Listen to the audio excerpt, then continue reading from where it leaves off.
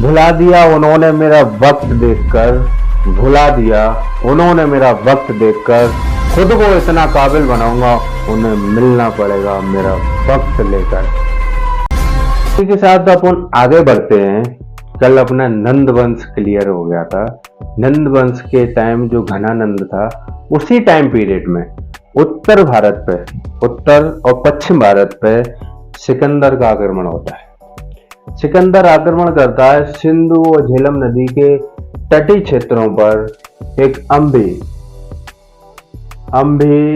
अंबी नामक एक शासन करता था, छोटा सा क्षेत्र था, उस पर आक्रमण करके उसने उसे जीत लिया।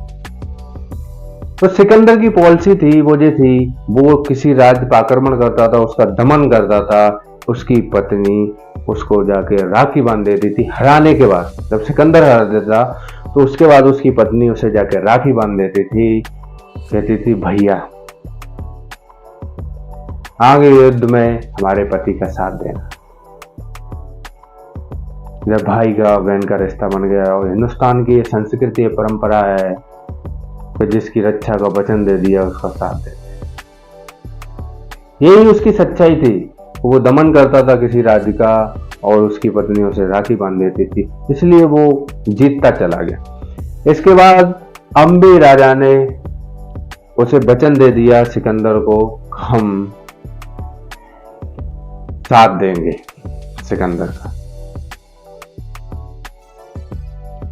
आगे चल के जो राजा पोरस था, झेलम नदी से आगे बढ़ के, झेलम नदी की जो तराइयों, ब्यास नदी के झेलम और ब्यास के बीच की जो क्षेत्र था, झेलम और ब्यास के बीच का जो क्षेत्र वहां बसा हुआ था, राजा पोरस शासन कर रहा था। राजा पोरस ये अपने आप में साहसी और उत्साह वर्धन राजा था। और इसी के गुरु चाणक्य थे। चाणक्य की नीतियां थी इसके साथ। भले ही छोटा राज था, सिकंदर के टक्कर नहीं ले पाता था, लेकिन उसने ऐसे परिणाम और ऐसा माहौल बना दिया कि सिकंदर की सेना के मन में भय उत्पन्न होने लगा। जब वो झेलम नदी को पार कर रहे थे,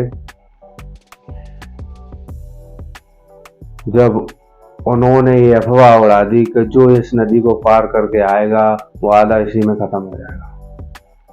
जब 2-4 सैनिकों ने प्रयास किया तो उन्हें जहर दे दिया, वो मर गए। लोगों में अफरा तफरी मर गई, सिकंदर की सेना में अफरा तफरी मच गई कि वास्तव में इस नदी में कुछ हुआ है। और ये भी फैला दिया अगर ब्यास नदी को क्रॉस करते हैं तो महाविनाश होगा, पूरी सेना आधे से ज्यादा खत्म होती। उसका बहाव, ब्यास नदी का बहाव था बहुत ज्यादा तेज था।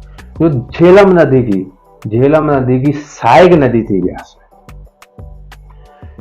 इसीलिए पोरस पर उसने आक्रमण कर दिया अंबी राजा के सहयोग से। जब आक्रमण कर देता है तो राजा पोरस की इतनी बड़ी सेना नहीं थी, तो वो हार जाता। हारने के बाद जब सिकंदर पूछता तुम्हारी आखिरी इच्छा क्या है, ये बात हो रही है अपनी 326 से 325 बीसी के बीच की, तो वो कहता है पोरस हमें वो ही सम्मान, वो ही मृत्यु सम्मान के साथ देना चाहिए जो एक राजा को मृत्यु देता है, एक राजा के साथ करता है। और उसकी आंखें झुकी हुई नहीं थी, उसके चेहरे पे डर नहीं था। मैं मरूंगा तो अपने देश के लिए मरूंगा, अपने राज्य के लिए मरूंगा। तो उसका ये साहस देखकर सिकंदर ने उसे गले लगाकर उसका राज्य उसे वापस कर दिया सम्मान के साथ। यहीं से उदय होता है एक ऐसे राज्य का जिसने अखंड भारत की कल्पना की थी चाणक्य की नीतियों के साथ। इसी के बाद मकदूनिया वो वापस चला जाता है। मकदूनिया का शासक था तो वो वापस चला जाता बेबीलोन में जाके उसकी 323 बीसी में सिकंदर की मृत्यु हो जाती है। मृत्यु के बाद वो भारत में कम से कम 19 माह तक 19 माह तक टिका।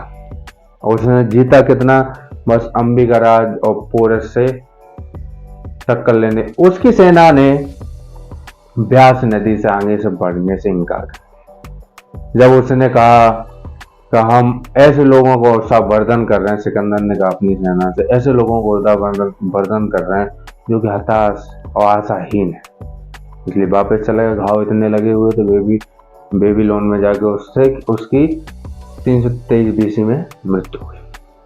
उसके बाद चाणक्य नीतियों के साथ एक मौर्य वंश का उदय होता है और यहीं से एक राजा आता है चंद्रगुप्त मौर्य। उसकी अखंड भारत की सपना और अखंड भारत की यहीं से आरंभ प्राप्त होता है, अखंड भारत बनने का और अखंड भारत पर शासन करने, छत्र शासन।